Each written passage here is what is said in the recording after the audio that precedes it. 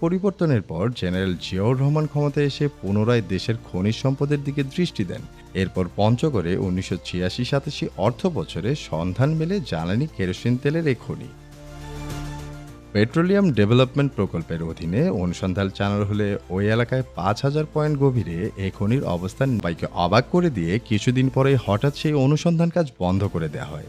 অনেকেই বলছেন স্বাধীনতার পর ভারতের চাপ আর প্রয়োজনীয় পদক্ষেপের অভাবেই আতুর ঘরেই গলা টিপে হত্যা করা হয়েছে দেশের দ্বিতীয় বৃহত্তম জ্বালানি তেল খনিটিকে। অনেক কালক্ষেপণের পর আবারও দাবি উঠেছে তেল অনুসন্ধান ও উত্তোলনের। এখন প্রশ্ন একটাই, সংক্রান্ত নতুন ও পুরাতন তথ্য বিশ্লেষণ করলে দেখা যায় পাকিস্তান আমল থেকেই উত্তরাঞ্চলে খনিজের সন্ধানে তৎকালীন সরকার যথেষ্ট মনোযোগী ছিল।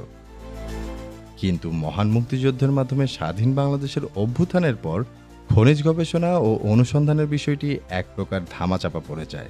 ১৯৭৫-এর পর